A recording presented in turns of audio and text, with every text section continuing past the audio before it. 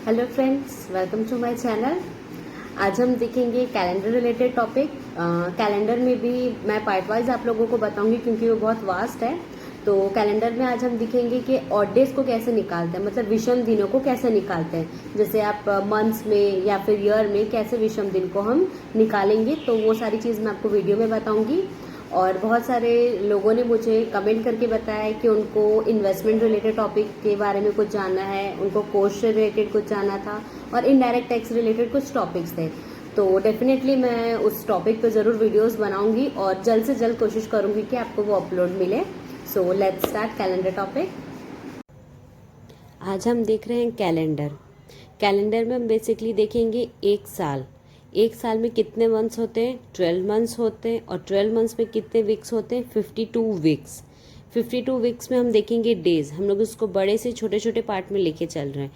Weeks में कितने days होते हैं, देखिए 365 डेज होते हैं पूरे साल भर में, जिसको हम लोग सामान्य वर्ष मानते हैं, नॉर्मल ईयर मानते हैं।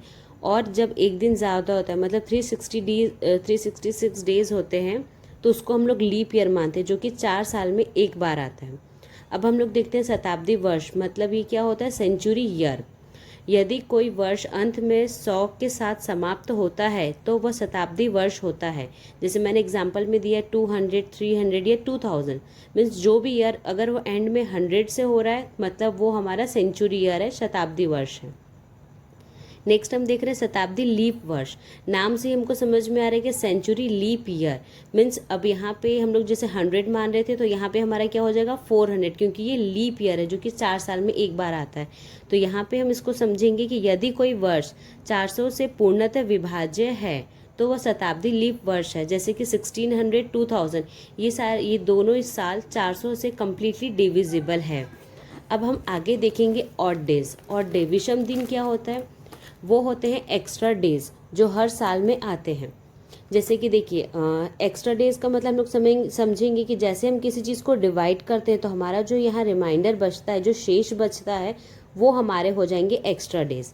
जैसे कि सामान्य ईयर में कितने दिन होते, 365 डेज होते, उसको हम लोग 7 से डिवाइड करेंगे तो हमारे पास रिमाइंडर बचेगा 1। मतलब हमारे एक साल में कितने एक्स्ट्रा दिन आए या कितने विषम दिन या ऑड डेज आए, वो है 1।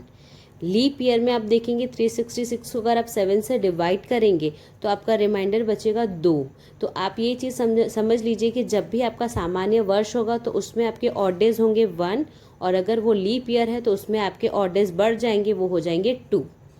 अब मैं आपको एक ट्रिक बताती हूँ कि कब आपको 7 करना है। और कभी कभी वर्ष, जैसे आपको दिन दिया गया तो आपने डिवाइडेड बाय 7 कर लिया, लेकिन अगर आपको कोई वर्ष दिया गया तो आप उसको कैसे निकालेंगे, तो चलिए इसको देखते हैं। यदि दिनों की संख्या से विषम दिनों की गणना करनी हो तो इसे 7 से विभाजित करना होगा। जैसे कि अभी हमने किया, अगर हमारे पास दिनों की संख्या है, मीन्स हमारे पास नंबर ऑफ डेज दिया हुआ है, तो हम डिवाइड करेंगे 7 से तो हमें ईजिली ऑड डेज मिल जाएंगे। ठीक है, तो मीन्स अगर हम लोगों को डेज दिया होगा तो हमको हमारा सबसे पहला स्टेप होगा कि हम उसको 7 से डिवाइड करेंगे। और यदि हम वर्षों की संख्या से विषम दिनों की गणना करना चाहते हैं तो हमें इसे 4 से भाग देना होगा, जिससे हमें सामान्य वर्ष एवं अधिवर्ष की संख्या प्राप्त होती है। अब हमारे पास नंबर ऑफ डेज है तो हमने डिवाइडेड बाय 7 किया, लेकिन अगर हमारे पास 100 ईयर्स, 200 ईयर्स इस टाइप से दिया होगा, तब हम क्या करेंगे, तो हम सबसे पहले उसको करेंगे 4 से डिवाइड, जिससे हमें ये पता चलेगा कि उतने सालों में कितने सामान्य वर्ष थे और कितने अधिवर्ष, मतलब लीप ईयर थे, जिससे हमें ऑड डेज की गणना करना हमें ईजी हो जाएगा। चलिए अब आगे हम देखते हैं calculation of odd days in century year. Century year का मतलब मैंने आपको बताया था, जैसे 100 है, ठीक है, तो इसको हिंदी में हम बोलेंगे शताब्दी वर्ष में विषम दिनों की गणना। तो सबसे पहले मैंने निकाला है 100 ईयर, जो सबसे पहला हमारा सेंचुरी ईयर कौन सा होता है, 100 ईयर। ठीक है, तो मैंने अभी आपको बताया पीछे ट्रिक में कि अगर आपको वर्ष दिया है तो आप वहाँ क्या करेंगे, सबसे पहले आपका स्टेप होगा डिवाइडेड बाय 4। ठीक है, डिवाइडेड बाय 4 करेंगे तो आपका जो कम्प्लीटली डिविजिबल किससे हो रहा है, वो 25 से। तो हम ये लेके चले कि हमारे पास 25 विषम वर्ष है, लेकिन सॉरी हमारे पास 25 लीप ईयर है, मीन्स अधिवर्ष है। लेकिन हम लोग हमेशा से, हम लोग कैलेंडर में एक ये चीज़ देखेंगे कि हम लोग हर जगह कंप्लीट ईयर लेते हैं। मीन्स हम लोग हमेशा जब भी कैलकुलेशन करेंगे एक कंप्लीट पूर्ण वर्ष की करेंगे, जहाँ पे भी आधा अधूरा रहेगा हम उसको गणना नहीं करेंगे। ठीक है, तो यहाँ पे 25 लीप ईयर दिखा रहा है, लेकिन हमारा अधिवर्ष 24 होगा। क्यों? क्योंकि 100 शताब्दी वर्ष अधिवर्ष नहीं है। अगर आप 100 को कैलकुलेट करेंगे तो ये हमारा लीप ईयर नहीं है। तो हमारा लीप ईयर कितना होगा? सिर्फ 24। तो 24 लीप ईयर है तो उसमें हमारे कितने ऑड डेज होंगे वो कैलकुलेट करेंगे। और जब 24 लीप ईयर है तो हमारे पास नॉर्मल ईयर्स कितने बचे? सामान्य वर्ष 76। तो देखिए विषम दिन हमारे कितने आएंगे?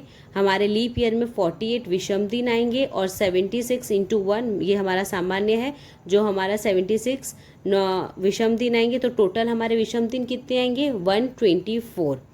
ठीक है, अब 124 तो हमने टोटल गिन लिया, पर इतने सारे तो आते नहीं है। आप हर चीज़ को जैसे शॉर्ट करती हूँ, ये डेज है, जब आपके पास डेज दिया रहता है तो मैंने आपको आगे की ट्रिक में बताया था हम उसको किससे डिवाइड करते हैं? Divided by 7।